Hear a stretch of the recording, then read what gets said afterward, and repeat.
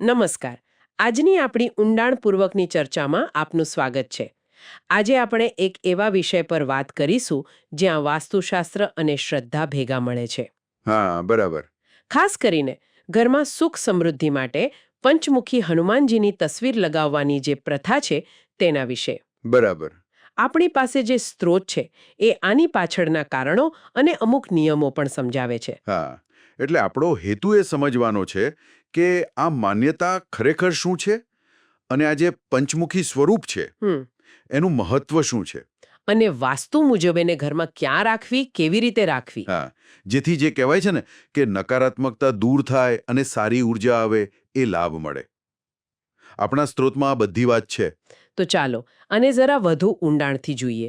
શરૂઆત ક્યાંથી કરીએ? પેલા 5 મુખના અર્થથી? હા, ત્યાંથી જ કરીએ. એ બહુ રસપ્રદ છે. સ્ત્રોતમાં કહ્યું છે કે દરેક મુખનું કંઈક અલગ મહત્વ છે, ખરું ને? હા, બિલકુલ. અને જુઓ, દરેક દિશા સાથે કેવી શક્તિ જોડાયેલી છે. સ્ત્રોત કહે છે કે પૂર્વ દિશામાં જે વાનર મુખ છે હા. એ શત્રુઓ પર વિજય માટે. અચ્છા. પશ્ચિમ દિશામાં ગરુડ મુખ. ગરુડ એટલે વિષ્ણુનું વાહન.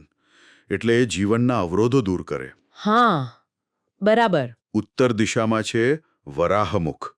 એટલે વિષ્ણુનો અવતાર જેણે પૃથ્વી બચાવી હતી. તો એ શક્તિ, પ્રસિદ્ધિ અને સમૃદ્ધિ આપે. દક્ષિણ દિશા તરફ નરસિંહ મુખ છે. નરસિંહ એટલે ભય દૂર કરનાર. એટલે ડર અને ભયથી મુક્તિ. હા, અને પાંચમું જે આકાશ તરફ જુએ છે એ અશ્વમુખ. એ મનોકામના પૂરી કરવા માટે છે એમ મનાય છે. ઓહ, એટલે આ પાંચેય મુખ એ માત્ર દેખાવ નથી, પણ સ્ત્રોત મુજબ ચોક્કસ ફાયદાઓ સાથે જોડાયેલા છે. બરાબર.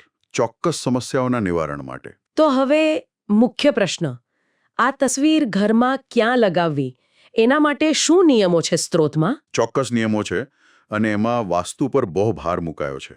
એક તો એવું કહેવાય છે કે મુખ્ય દરવાજા પર લગાવો. હા. એટલે બહારથી કોઈ ખરાબ શક્તિ ઘરમાં પ્રવેશે નહીં. અચ્છા. પછી જો ઘરની દક્ષિણ દિશામાં લગાવો તો વાસ્તુ દોષ દૂર થાય. એટલે ઘરમાં જે ઉર્જાની ગડબડ હોય, હા, નેગેટિવિટી જેને કહીએ. બરાબર, એ દૂર થાય એમ સ્ત્રોત કહે છે. અને દક્ષિણ પશ્ચિમ ખૂણો એટલે કે નૈઋત્ય કોણ, ત્યાં લગાવવાથી તો મોટા વાસ્તુ દોષ પણ દૂર થઈ શકે છે એવું પણ માનવામાં આવે છે. આ રસપ્રદ છે, પણ એક વાત ખાસ ધ્યાનમાં આવી.